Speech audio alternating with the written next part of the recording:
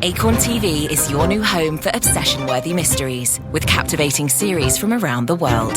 Indulge in gripping dramas and suspenseful thrillers. From cozy to calculated, from misdeeds to murder. Binge classics, new titles, and exclusive originals with Acorn TV. Stream anywhere, anytime, always ad-free. Visit acorn.tv for a 30-day free trial with promo code ACORN30. Acorn TV. Great TV solved. When it comes to quality sleep, Ashley has you covered with top mattress brands at winning prices and with special financing options available. You can snooze now and pay later. Plus, your mattress purchase helps give the gift of better sleep to children in need and U.S. Special Operations Forces. Visit your local Ashley store or shop online today and make every snooze count. Financing is subject to credit approval. See store or ashley.com for details.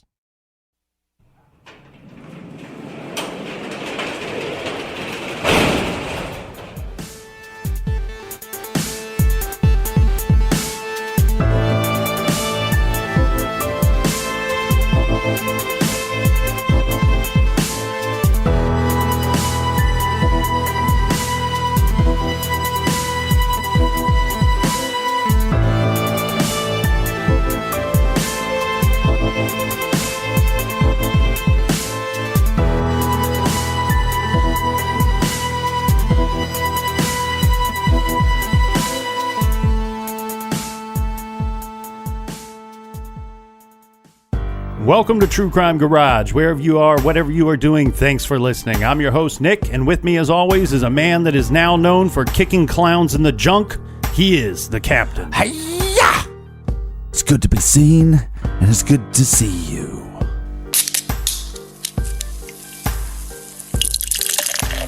Today, Captain, we are drinking Kessler Trail Ale by the fine folks at Apple Blossom Brewing Company in Fayetteville, Arkansas. Garage grade 3 3/4 bottle caps out of 5.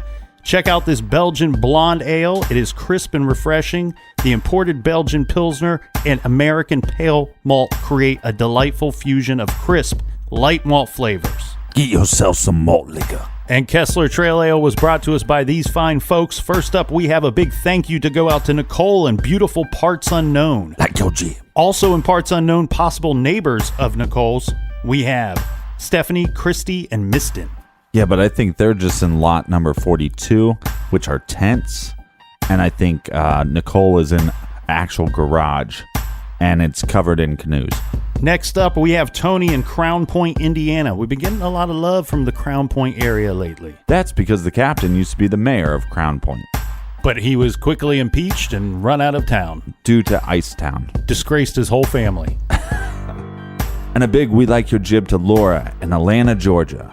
Next up, we have Shannon in Payson, Utah. And last but not least, a thank you to Amy in Grand Junction, Colorado. So thank you to everybody for buying us around for this week's show. If you want to buy us some beer for next week's show, go to truecrimegarage.com and click on the donate button. And we like your jib. And we just added a new feature to the website. So if you want to listen to the show, you can go to truecrimegarage.com and listen there. And hopefully you're able to listen at work. And also don't forget you can follow us on Twitter, Facebook, Snapchat, Instagram, Untapped, all social media at True Crime Garage. Thanks for listening. Thanks for telling a friend. And that's enough of the business. All right, everybody gather around, grab a chair, grab a beer. Let's talk some true crime.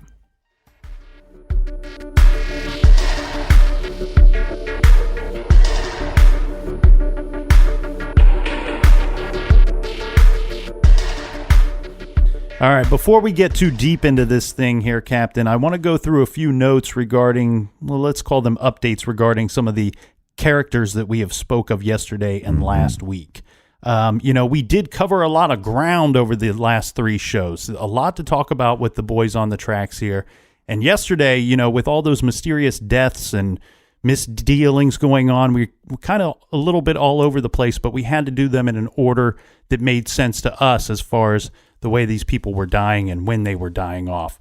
But yesterday we did fail to mention that one more of the eyewitnesses the night that the boys were on the tracks is dead as well. This is Tom Newhouse.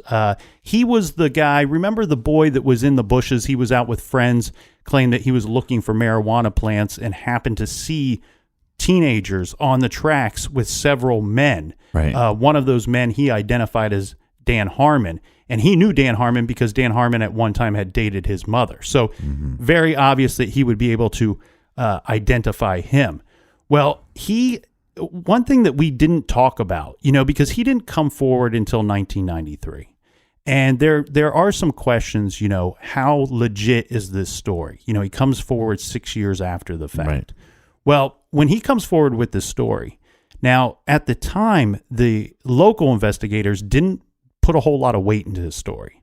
So the FBI brings in Tom Newhouse, and they conduct 2 lie detector tests with him, and he passes both of them to the point where they want to put him in the witness protection program.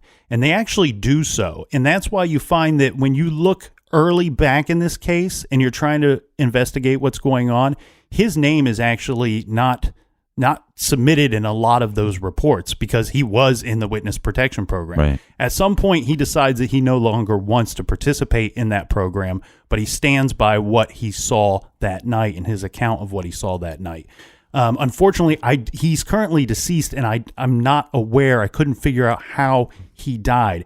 I'm guessing it might be natural causes because obviously with all these other mysterious deaths, we have some reporting on those situations. Let's discuss some of the key characters that weren't murdered. Well, we have Charlene Wilson. Remember, we had said she's the eyewitness to Harmon being at the tracks as well. Remember, we said she was locked up. This was probably a method to hush her up. The details of that are she was convicted of a first-time drug offense, and because she was prosecuted by Dan Harmon, she received a 31-year sentence, which absolutely seems very ridiculous to me for a first-time drug offense. But anyway, in 1999, Arkansas Governor Mike Huckabee, he ended up reducing her sentence, which did make her eligible for parole, which she was then granted. So she's since been out of prison for that extremely long sentence that she received from Dan Harmon.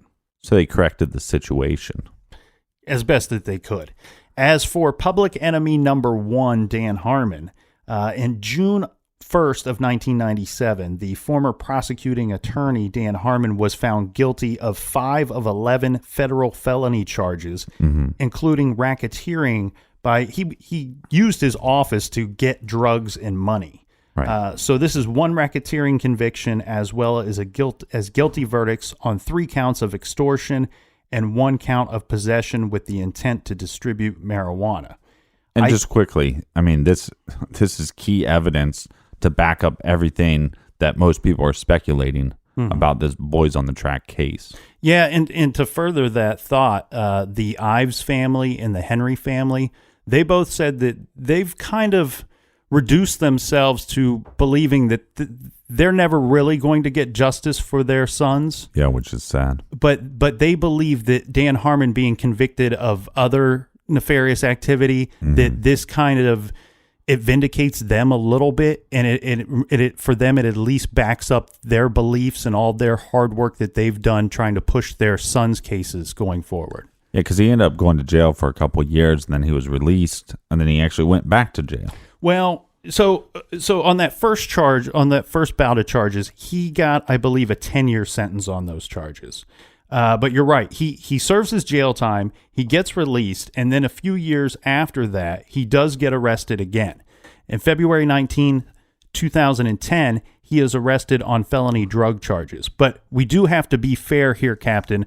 The state's case in this situation was pretty weak. This was really a he said, she said type of case, looking for a conviction strictly where your only evidence is the testimony of an admitted drug addict. She claimed that she had bought drugs from Dan Harmon. He was acquitted of those charges by a jury of his peers. Well, it seems like there's a little more to that story. Do you want to hear some of the details regarding those indictments against Dan Harmon from the first bout of charges? Because I don't mind spending a couple minutes to rub his face in the mud a little bit here. According to one indictment, Duvall and Harmon, Duvall was his wife at the time, They had broke into the task force evidence locker and stole cocaine. So that's one of the details there. And another one of the acts listed as retaliation against a witness. This deals with... Oh, really? Yeah, this deals with Harmon's May 1996 assault on Arkansas Democrat Gazette Benton Bureau Chief Rodney Bowers. Right, so Bowers is basically a reporter, and he's reporting all the bad shit that Harmon's doing, and then it pisses Harmon off, so he attacks him. Yeah, he goes up to Harmon trying to get a comment for an article, and Harmon physically attacks the reporter. Right, and we've heard this multiple times with these investigators claiming, hey, we started digging into some stuff with, Don Henry's case and Kevin Ives' case, and right when we started doing that, guess who starts making threats? Mm-hmm. I mean, Dan Harmon was I believe, a cokehead and a real douchebag. Well, in another incident described in the indictment, a woman named Tina Davis traveled to Arkansas from Indiana to deliver $10,000 to her husband, who had been arrested in Saline County on marijuana charges. When she arrived, the indictment says Harmon advised Davis that her husband would not be released unless she went and got more money. The husband was then later released for $10,000, and the couple was forced to sign a disclaimer saying that the two had been arrested with the money in hand and they had no claim to it. Yeah, I mean, that stuff is just so shady. Well, in another extortion case, an indictment alleges that Harmon took money for releasing defendants from custody or reducing the charges that they faced in state drug cases. I think the Arkansas Times summed it up the best when they had this and quote, "It is hard to imagine how much damage Dan Harmon did during the years he held office as prosecutor. Cases that should have been prosecuted were not. Cases that should not have been prosecuted, no doubt, were." I think they summed it up best. Well, so we have Harmon, which, like I said, is a douchebag, but now we have his partner, Garrett. Yes, his sidekick. Richard Garrett, the attorney that pushed for Harmon to become the special appointed prosecutor. Well, some years after the Kevin Ives and Don Henry murders, Garrett sold his home and he moved away. Well, sometime after the new homeowner had been living there for some time, he discovered a secret room in the basement that contained what he believed to be a drug lab. The new homeowner reported this to the local sheriff's office, and he was told to take the items to the local dump and just get rid of them. He explains to the sheriff that he didn't want to have these items in his vehicle and potentially get pulled over with, drug-related items in his car. And so the sheriff's office offered to escort him to the dump to get rid of these things. Now, at the time, that homeowner was unaware of who the previous homeowner was. Right. He didn't know about the murder case. He wasn't from around there, and he didn't know Richard Garrett's involvement in this actual case. I haven't heard from this guy in a while. I mean, I call, I write. He never returns my calls. What's going on with my good buddy, Fahmy? Well, yeah, Fahmy Malik, the medical examiner that deserves to have been locked up, in my opinion. They should have shot him in the kneecaps. But instead, in 1991, Dr. Malik was promoted. He got a new job. Congratulations. Oh, good for you. And he was promoted to become a consultant for the Arkansas Health Department. So apparently when you're just horrible at your job and you lie and perjure yourself in trials, then I guess you can just get promoted time and time again. So one needs to start asking themselves a question. How does all this stuff go down in such a small county in Arkansas? Right? Mm-hmm. Well, this is all connected to an airport. Yes. Yeah, so let's talk about a small place in western Arkansas called Mena.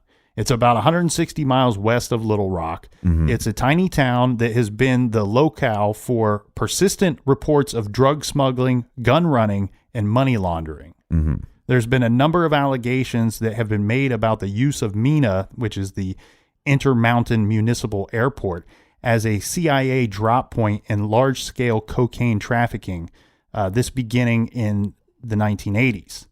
Several local, state, and federal investigations have taken place in relation to these allegations. Yeah, and a lot of people believe that these operations were set up by the Reagan administration. Yeah, the topic has received some press coverage, and these include allegations of awareness, participation, or maybe even a cover-up involving prominent figures such as Ronald Reagan, Bill Clinton, George H.W. Bush, and of course, Saline County Prosecutor Dan Harmon. This is where another name comes to light, Barry Seal. Yes, Barry Seal was a name that we mentioned yesterday. He was a gun runner, drug trafficker, and covert CIA operative. He was murdered in a hail of bullets by the Medellin cartel hitmen outside of a Salvation Army shelter in Baton Rouge, Louisiana. A lot of the stuff that started in MENA started in the 80s. This was when Seal based his aircraft at MENA's Intermountain Regional Airport. Seal was employed by the Medellin cartel as a pilot and drug smuggler. He transported numerous shipments of cocaine from Colombia to the United States and earned a good deal of coin doing so. After successful runs into his home base in Louisiana, he moved operations to the infamous airport facility in Mena, Arkansas. There, he bought, sold, and operated many airplanes. This included the C-123 transport plane supplied to him by the U.S. Drug Enforcement Agency. Right, so let's get this straight. He's working for the CIA, and he's also working for a drug cartel. Yes. So he's playing both sides of the fence. Yeah, he's doing double duty. And I tell you what, you can look into this thing. This portion of what's going on in Arkansas is very cumbersome. It's extremely cumbersome. If you there's things out there that you can watch, you can listen, you can read about. It's pretty well reported, even though a lot of people say, I've never heard of this. But like we said yesterday, people in Arkansas have known about this for 30 years. Right. It came up in the late 80s quite a bit in the national news, and it came up again in the early 90s. This would be when Clinton was taking over, moving into the White House. But both times it comes up in the national news, it kind of quickly dies down and attention is diverted elsewhere to other scandals and other news that's receiving more attention at the time. Which normally happens when our government's involved. Yeah, so I think the thing here is we can break down the generalization of what was going on. So this guy Barry Seal he's running drugs, he's flying drugs into the U.S. and making a whole bunch of money doing so. Right. He gets busted. Okay, they catch on to what he's doing, and he goes to the DEA and to the CIA and says, "Look, I've been doing this successful for quite some time. How about I turn on some of these people that I'm working for? I'll testify against them, and I could go to work for you guys." Right. And they're like, "Okay, cool." And they go to the judge and they basically say, look, he's willing to work with us. He's willing to work with the federal government and help us in some things that we need help with. So they reduce his sentence, and eventually he does go to work for these people. And now, there are people out there that are going to say, no, he never worked for them. Well, I can tell you this, that after he died, the IRS went after a lot of money they believe he had. Right. They wanted, listen to this number. They wanted to charge him $86 million in back taxes. Yes. That's a whole lot of rolling papers. That's a lot of drugs he was transporting. Yeah, somebody estimated that he may have moved anywhere between $3 and $5 billion of cocaine into this country. Well, basically, he was the drug version of Frank Abagnale. And for those who don't know who Frank Abagnale is, they might have seen the movie Catch Me If You Can. It was a guy that was doing a bunch of bank fraud, and instead of just sending him to jail, they said, hey, why don't you come work for us? You'll be basically on, I think, lifetime probation, basically. Right. So what happens here is That's Frank Abagnale, not Abagnale. So after he's busted, he's now working for the CIA. And the CIA wants to... There's a civil war going on in Central America at the time. And basically our government figured out that, okay, Team A is the good guys and Team B is the bad guys. So we want to help Team A win this civil war because it will benefit us. Well, our Congress and the American... Right, but hold on. But that doesn't make them the good team. It just makes the team that we're going to use. No. I'm just saying what the thinking was at the time. It's not definitive who was the good guy or the bad guy. Mm-hmm. What I'm saying is that our Congress and the American people said, no, we're not going to get involved in this. We're not going to help either side. Well, basically our government said, you know what, we're going to, in the interest of national security, we're going to help this one side anyway. And so they are running guns and running parts of guns to this country. And they employ somebody like Barry Seal to do so because he has this big plane that he's running out of the Mena airport. And this is a C-123. It basically looks like an Army cargo plane, one of those big, heavy planes. Now, he had made modifications to the planes that he was running so that he could travel extended distances without stopping for more fuel. He's basically rigging up these planes, right? Which is not cheap to do so, I'll tell you that. The thing is here, I kind of found this funny. He nicknamed his plane the Fat Lady. So he was basically flying guns or parts of guns to Nicaragua. Mm-hmm. And, well, he has to fly back home, right? But why waste the whole empty plane? You don't want to have a big empty plane when you're flying all the way back home on the government's dime, do you? Right. So he's taking the free ride back and he's loading up the plane with drugs and bringing them back into the country and making a whole bunch of money. Barry Seal was not the only guy doing this. There were other people doing this. There were other people that were working for the CIA in the Mena area doing different things regarding CIA operations that were kept on the lowdown.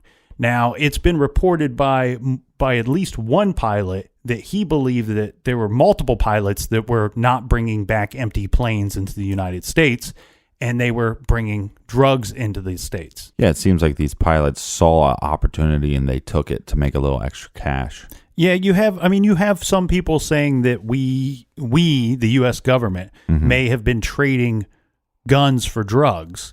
There's certainly been investigations that have brought forth some speculation of such. Mm-hmm. I can't say that I saw enough evidence out there to say that that's what was going on. But what I think here is probably more likely is that you had a few people taking advantage of a situation and trying to make themselves millionaires out of something that they were doing for the government. Yeah, and oddly enough, this is the time in history where the Reagan administration is going, it's a war on drugs, right? And but our government is the one bringing the drugs into the country. Possibly, if you believe the speculation. This whole thing, of course, anytime you have these controversies or things that are brought to light that's going on that we may not be aware of or we're told is not happening, of course, this does always create a lot of finger pointing. So in this situation, you have the Republicans pointing toward Bill Clinton and saying, you know what, this happened at a facility in your jurisdiction. How could you let this happen? You're a terrible, terrible person. And then you have the Democrats saying the same about the Republicans, going, you know what, well, this happened during the Reagan administration, right? And it was this operation by the CIA was the brainchild of George Bush, and so therefore the Republicans are horrible people. In the end, that finger pointing doesn't go anywhere. It doesn't do anything to solve the actual problem. Furthermore, we had investigations going down regarding this situation. The problem was that these investigations couldn't get anywhere because when they tried to approach it from the federal level, well, the federal government basically said it's an Arkansas problem. And then when you try to go to the state level and present it to the governor, to Bill Clinton, then he says, no, this is a federal case. So it's not only is there finger pointing both ways as far as different politics goes, but also passing the blame at the end of the day. Well, and I called Bill Clinton yesterday. I don't know if I called him a shit stain, but there's a lot. Look, a lot of my feelings towards him are based on other information about other cases that I've researched. So that's why I believe he's a shit stain. And as far as the Reagan and the war on drugs, it wasn't a war on drugs. It was a war on inner city black people is what it was. And that's all I got to say about that. Well, this sounds like a lot of stuff that, that we're just kind of throwing out there, but that's not the case at all. Like I said, there's been investigations done on this. There were several newspapers and magazines covering this in the 80s and the early 90s. It didn't really go anywhere, but we know how these things kind of get swept under the rug. The situation here, though, is, we know that Barry Seal was, by his own admissions, was bringing drugs into the country. Mm-hmm. He even kind of bragged about how much money he was making doing this.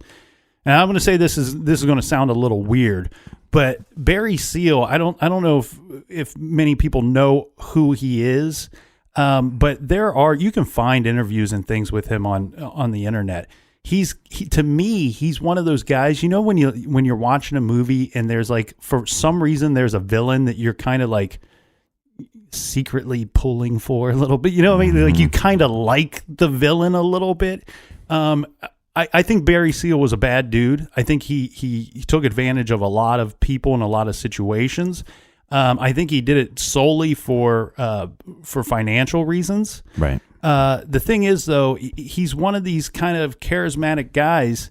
There's an interview he was doing where he's talking about himself, and he says, I grew up in Baton Rouge, and maybe for a lot of people, an exciting life for them is working 9 to 5, going to the LSU football game on Saturday night, and then waking up, going to church on Sunday. Maybe that works for other people.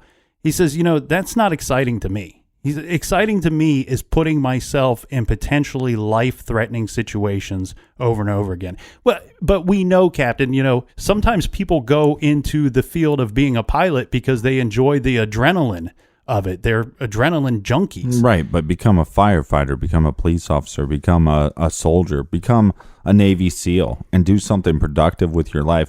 But what you were, my friend, was somebody that was greedy about money, and you decided to take advantage of the system on both sides of the fence, and then you're running drugs. And how many murders took place because of those drugs? Right. You're exactly and right. So you, my friend, are a shit stain.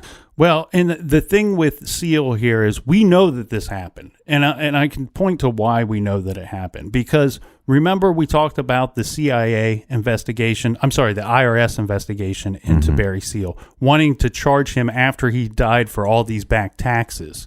Well, the CIA and the DEA did come forward to the IRS and said, you know what? Well, you can't charge him for these blocks of time because he was working for us during that time. Right. So you can't charge him for back taxes regarding that. Okay, so what does all this mean? Well, here's what it means, is that not far from where the boys were, right? Let's get back to the boys. Not far from them is this Mena Airport, where drugs and guns were coming into, and the reports of planes stopping short of the airport, landing by the train tracks, making drops. That all happened with Dan Harmon. What happens with Dan Harmon? Oh, he's caught selling drugs, running drugs. So all that part of the story is true. So if you didn't believe that part, there's your proof. On top of that, so we know why the boys, we don't know why the boys were out there, whether they were hunting, whether they're trying to spy, maybe they were trying to intercept the drugs. We're not for sure, but we do know that they were out there at the same time that a drug drop was happening. So we know that is true. And if we believe that to be true, then we believe that these boys were murdered. They were put on the tracks. All these eyewitnesses that saw things and talked, then were killed to cover this up. That's what we know. That's the... Right. That's and the thing furthermore on that point is that you have to have boots on the ground in this type of operation. So you got Barry Seal bringing drugs into the country. You have another pilot that was working for the CIA saying that he believed that multiple pilots were doing this, that Barry Seal was the kind of the big fish. He was the fat lady, like he named his airplane. Right. And the thing is, you have to have boots on the ground because you can bring drugs into this country. It doesn't get you anywhere financially unless you can sell them to somebody. And once you sell them to somebody, then you have to launder that money. So now you have all these little local corruptive things going on at the same time. All right. So I think we're to the point where we should just really kind of dive into our thoughts and feelings on this matter. And let's do that right after this quick beer break.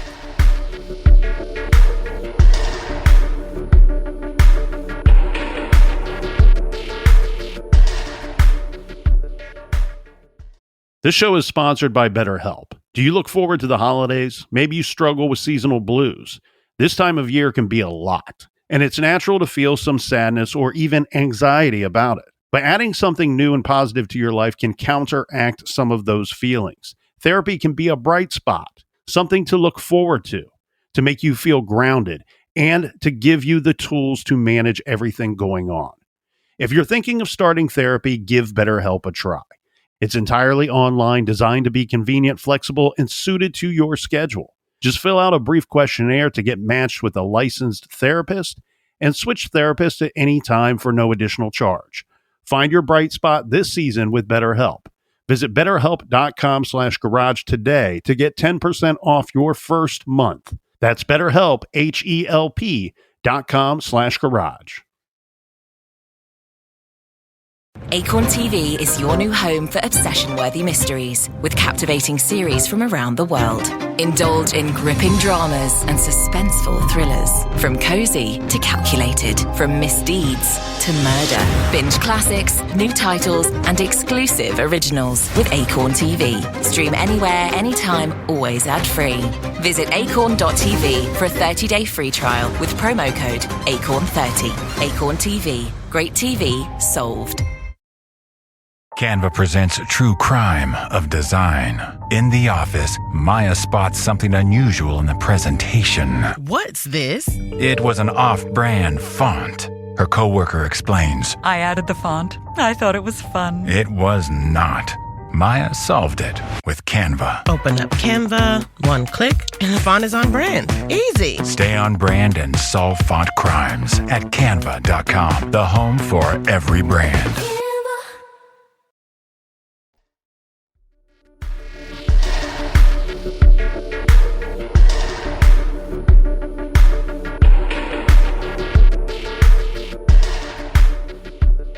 All right, welcome back to True Crime Garage. Okay, now, Captain, we need to put our thoughts on what actually happened that night, 1987, in Bryant, Arkansas.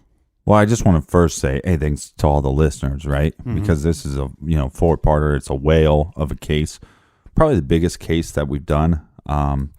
Just with the Mena Airport stuff, we probably could have, just with that whole drug running and gun running conspiracy, we probably could have went on for 4 hours about that. Me and you are not super fascinated by that portion of this case. No, I'm not going to lie. Doing the research on the Mena portion of this, and we would be remiss if we didn't bring it up because it's certainly part of this case at some part, right? Right. But the problem here is it was a cumbersome portion of the investigation in this case. Mm-hmm. It's huge. You could spend weeks. Some people have spent years trying to figure out that whole situation. I found it to be the research portion of that to be rather boring, to be completely honest with you. And I think our main thing was, when you have a 16 and 17-year-old teenage boys, we can relate to that and being those age and being males ourselves, mm-hmm. and to want to kind of explore what the heck's going on. And I think that's the part that we were more fascinated with. Yeah. So now, Garage Thoughts with your host, Nick and the Captain. Yeah, with Jack Handy. How about you start so we get the good, intelligent stuff first? Okay. Because my stuff will probably not make that's sense. That's setting the bar a little high. But I think you hit the nail on the head there, Captain. So this case for us was about Don Henry and Kevin Ives, about those two boys being murdered, and then it being called an accident. This case, I didn't know anything about the Mena portion of this case, to be honest with you, until several months ago. Mm-hmm. Now, I knew about the Boys on the Tracks case from way back when we were kids. They featured this case on Unsolved Mysteries. I believe it was in the first season, maybe the second, but it was ages ago. And that's streaming now somewhere. A lot of listeners were saying, you got to check this out. It's like, hey, if you listen to the show, we're big fans of, Unsolved Mysteries. We've seen it. Mm-hmm. Well, and there's some things that they talk about. I went back and watched that episode, and there's some things that they talked about in there that we didn't really address yet. There was some leads at the time of a man in camouflage fatigues. Actually, well, let me get this right, because there's a couple different stories here. There's one story of a man wearing a camouflage jacket having shot at police. There's another story that's almost identical with the exception of, they say, in military fatigues, which to me, camouflage jacket, military fatigues means a very different uniform or outfit that this person was wearing. Now, the thing here is, when looking into this case, you got to follow the leads. That might have been a lead back then. It's not a current lead today because we know of all these other confessions, of all these eyewitness statements that have come out after the fact. Mm-hmm. The thing here is, Captain, I want to kind of talk about this in a sense that it is, I'm going to use the trickle-down effect, okay? Because what I think really happened here as far as Mena is concerned is that we have a situation where, yes, our government was probably doing some stuff that wasn't all on the up and up. Were they trading guns for drugs? I'm not willing to 100% agree with that. I saw more evidence of these people doing this on their own, these pilots doing this on their own, where they were taking advantage of a situation. Now, we brought up Barry Seal. Now, the thing here is Barry Seal was murdered and dead before Kevin Ives and Don Henry were killed that night. He was killed about a year beforehand. Why do we bring him up? Because we know he admittedly came forward and said, "This is what I'm doing." And if we believe Barry Seal, mm-hmm. this is absolutely going on, and this is absolutely happening. Now, I believe that they were running lots of drugs into the Arkansas area using these airplanes. And the thing here is, like I said before, you have to have boots on the ground. You can't turn that drugs into money without somebody on the ground selling it and distributing that product for you. The problem here is the trickle-down effect. When you have people at a high level maybe doing some things that aren't completely on the up and up, when you set out to do something that might not be 100% right, sometimes you find yourself then doing other things that you never set out to do that are completely wrong too, to cover up that first misdeed. Mm-hmm. And I think that we see a situation here where that started at the top and it worked its way into a very bad area. And the thing regarding Reagan, regarding Bush or Clinton, do I think that they had some involvement in this? Yes. Yes, I do. I think that this was an operation that they were aware of. I want to not believe that they were fully aware of all the drugs that were coming into the country as a result of what they were doing. The thing here is, though, you have to have people in somewhat of power. You can't have a bunch of thugs on the ground moving this product for you. They had to have some kind of security in doing what they were doing. Barry Seal is not just going to go out and do something like this. People that are cohorting with him are not just going to go out and do something like this and then put millions of dollars of drugs into the hands of street thugs. It's just not going to happen. And I think what we had here, Captain, is that we have Dan Harmon, somebody that was a person that carried a certain amount of power. He had a certain amount of leverage on everybody. Some of that was because of positions that he held within the county. Some of that was because he was dealing drugs at a high level to these other people. And, I once had a man tell me that sometimes in some situations, law enforcement is nothing but a bunch of thugs or a bunch of gangsters mm-hmm. with a badge. And I think in this situation, we see that. We see that with the two officers that we spoke of, Jay Campbell and Kirk Lane. I think that they were Dan Harmon's bodyguards. They were his muscle mm-hmm. because they could use their toughness as not just their toughness in brute force, but their toughness because they carry a badge and their authority. And they misuse their authority the same way that Dan Harmon did. Right. And we fully support law enforcement that believes in the oath of serve and protect. Yes. And I think what happened here, Captain, I think we have a situation. Dan Harmon, as I said, I believe he's no better than your average street thug. Mm-hmm. Shitbag. He's probably even worse because he has the authority to cover things up and do unspeakable things and get away with them. The thing here is I peg him as a drug user. I peg him as a hardcore drug user that probably used drugs with other people in power in the area. And at some point he realized, you know what, I can turn this little fun drug thing that I got going on, I can turn this into a business. And I have the authority to do so. And he recruited these officers to get his back. Mm-hmm. And what happened was yes, I believe there was a drug drop. I believe that Dan Harmon was there to get that drug drop. Now, the thing here is, do we have a situation where, you know, there was rumor maybe Kevin Ives and Don Henry were you know, privy to this information, and that they went out there and had possibly stolen a previous drop and intended to steal an additional drop, and that Dan Harmon and his goons were out there that night to keep an eye on their product, and they were going to use whatever force necessary if they caught who they believed was stealing their drugs. Now, the thing here is, when you're doing bad things and you're doing shady things, you're working with other shady characters. There's a good chance, I don't believe Kevin Ives and Don Henry went and stole that drug drop. I don't think so. I don't even think it was their intention to go out that night and steal whatever was being dropped from the sky. I think you have a situation where you got a bunch of bad people working together, doing bad things that are illegal. You can't report this. Oh, my drugs came up missing. Who are you going to go and tell that to? Nobody cares. The thing here is, you could have had a pilot in the plane that said, yeah, dude.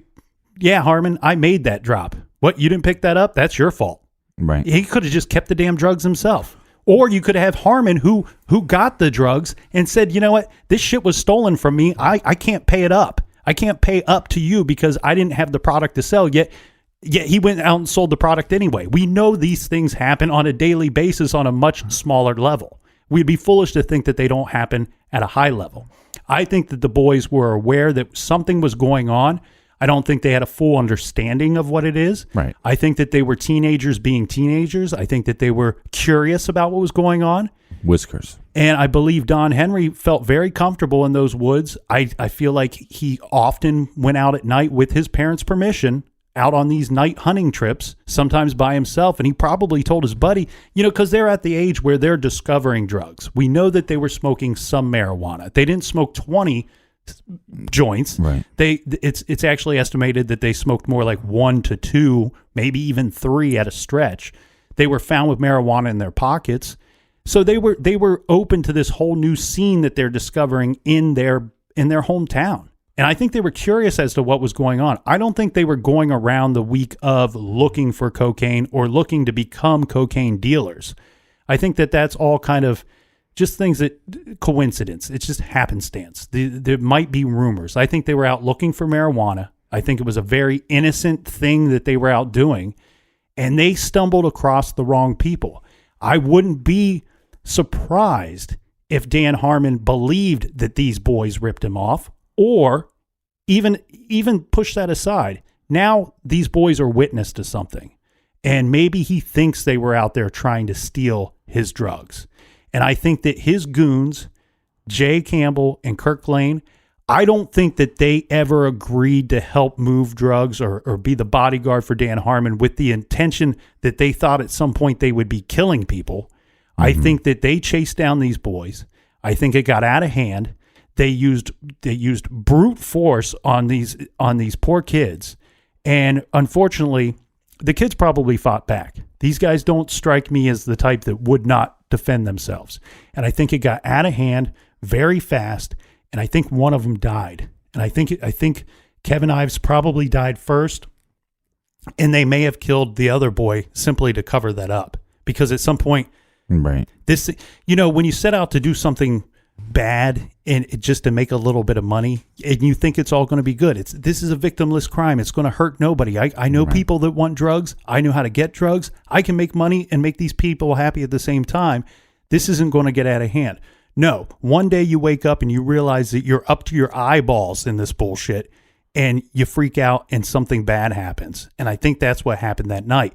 Now, to further this though, they went above and beyond to cover this up. Why? Because there happened to be so many people that actually knew the truth about what had happened that night. That this thing got out of hand.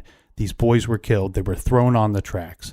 There were people that witnessed it. There were people that told other people what they had seen, what they had heard. There were people involved in the drug trade in the local area.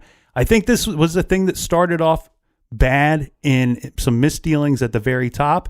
And it trickled down, and the further it got down, it got darker, deeper, a little more evil to the point where it got out of hand.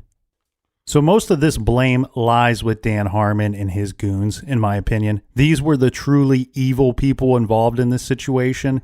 The unfortunate unfortunate is not the right word. The extremely disappointing portion of this for me is that I do believe that there are higher members of society at higher levels in the Arkansas area that probably turned a blind eye to this thing. They kind of looked the other way, and they didn't want to believe that something terrible was going on.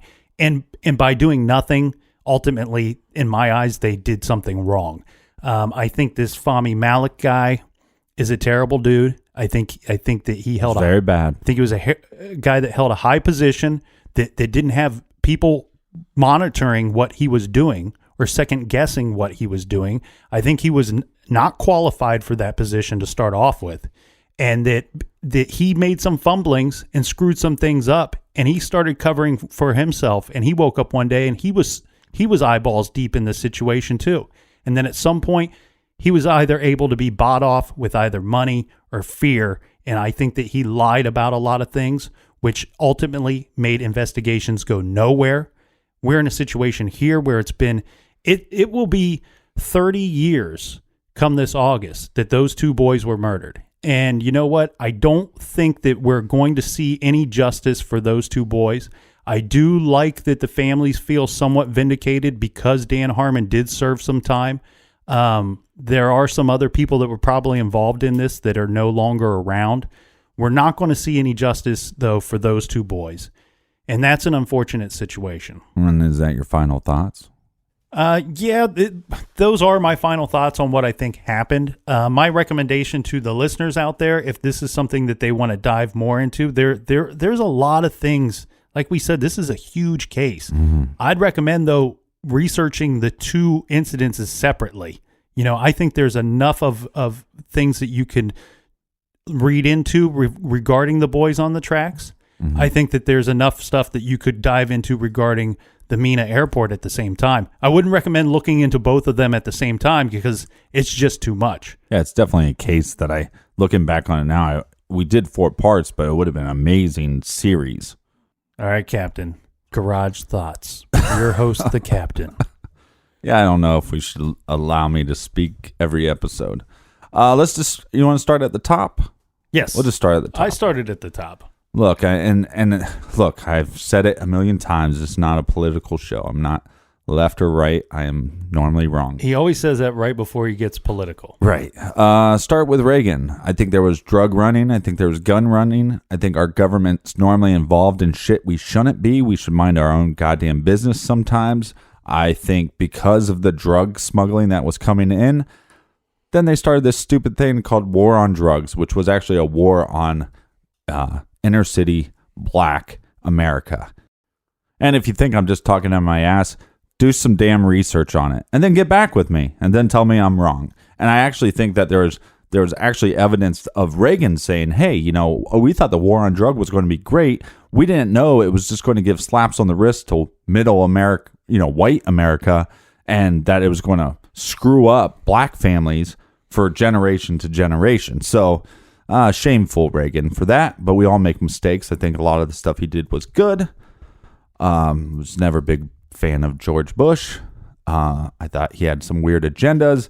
Then let's go to Clinton. I think some of the research that I've seen on him and this whole pedophile stuff, which is a whole separate case, is very shameful. I think he's a shit stain.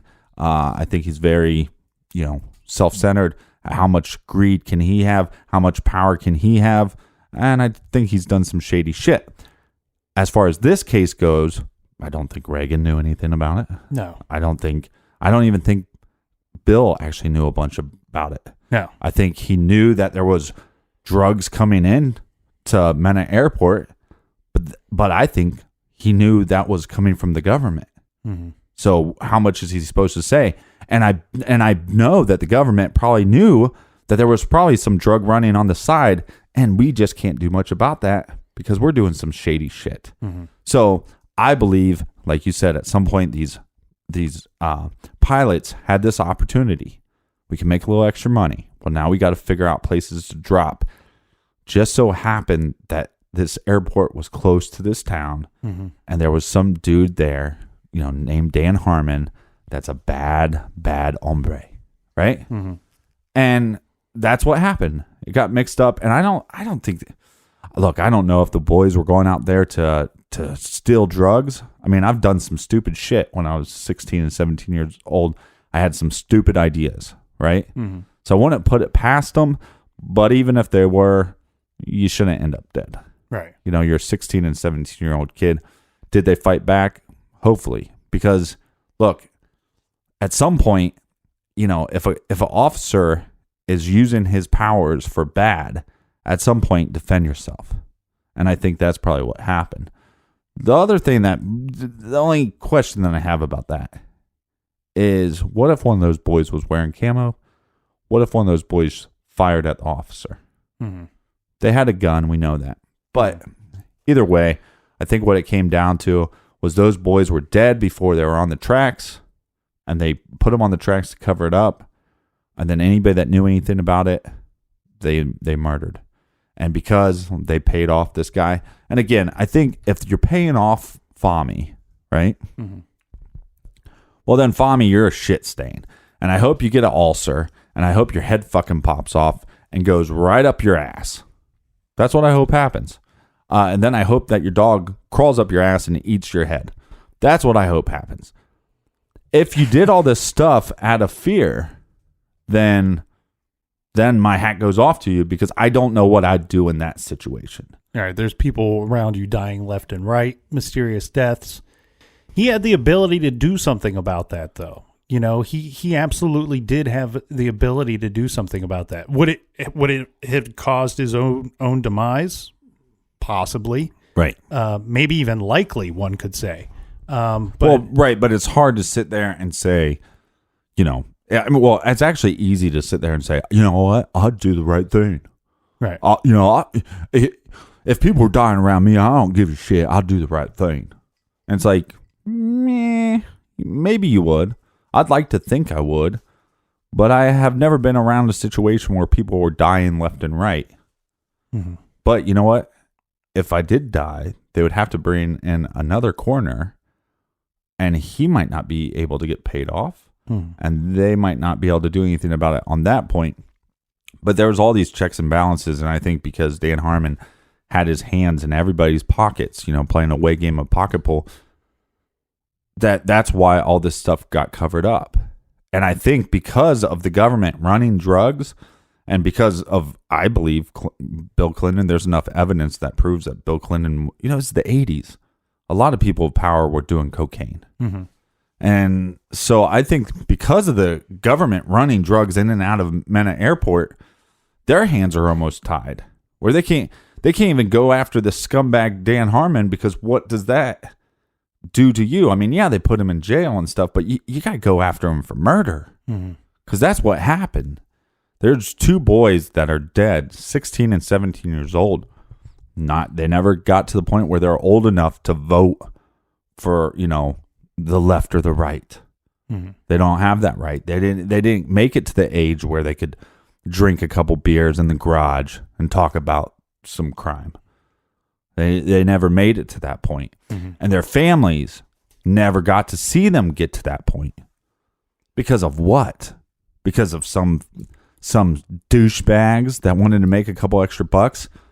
Because they got into, normally when you get into a political power and a political system, you're there to serve, right? That's your job. Yeah. But all these people, the paycheck was too small. I don't want to just serve. It's about me. It's about me. In this country, on a side rant, we're all becoming a little too much me, me, me, me. And I think it's bullshit. It's horse shit. Well, and it's like I said, for me, it starts off with Dan Harmon and other people at his level being drug users. I think that's where it starts for me, is that they were already compromised people because they were drug users. They weren't able to clearly understand or should have clearly understood what their power meant, and that they are there to serve the people. They're there to protect the communities, and this drug addiction, this drug habit got in the way, compromised them from the very beginning. And that's what led to him selling drugs and others in the area selling drugs. And, if somebody asked me, well, Nick, why the hell would so many people be quiet about this? Well, we're not talking about, when we say Barry Seal and they estimate between 3 and 5 billion, that's with a B, not with an M. That's a B, $3 to $5 billion that he brought into this country. Now, he was bringing those in through multiple states. But the thing is, we believe other pilots were probably doing this as well. Mm-hmm. We're not talking about $50 or $100 here or there to this guy or Joe at the local supermarket look the other way. We're talking about potentially hundreds of millions of dollars that's being spread around because of the stuff that's being brought in. And you know what? Guess what? Tim down at the grocery store, I'm not asking you to do anything wrong, but here's some free drugs. Here's $2,000. I'm just asking you to say you don't know anything about the situation. Right. I'm just asking you to keep quiet.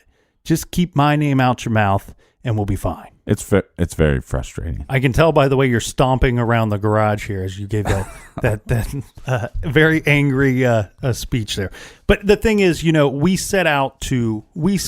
mission was to set out to figure out who killed these boys. Was it a murder to begin with? Yes, we established that.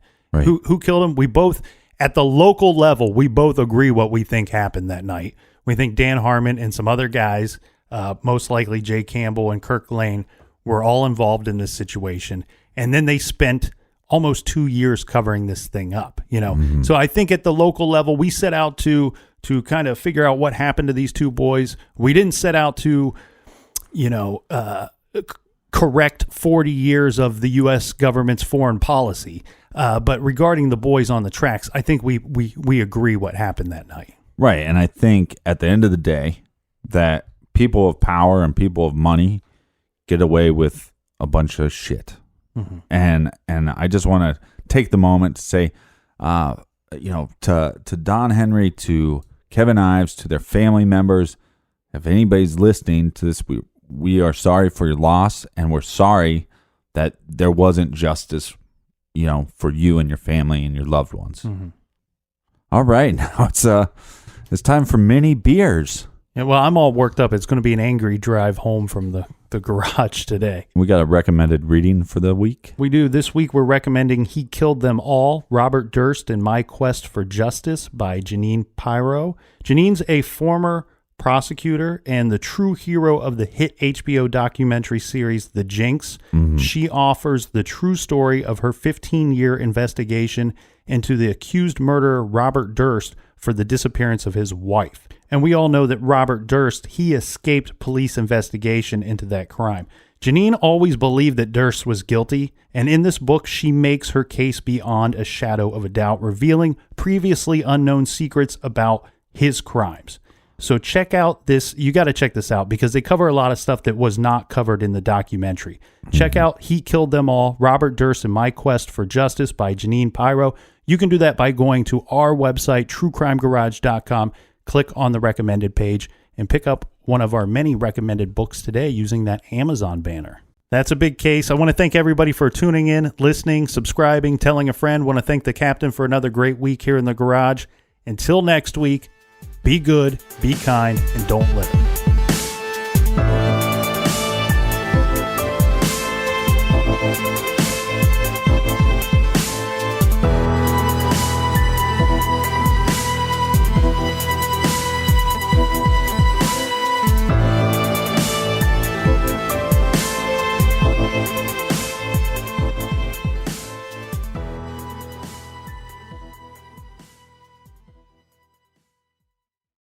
Acorn TV is your new home for obsession-worthy mysteries with captivating series from around the world. Indulge in gripping dramas and suspenseful thrillers. From cozy to calculated, from misdeeds to murder. Binge classics, new titles, and exclusive originals with Acorn TV. Stream anywhere, anytime, always ad-free.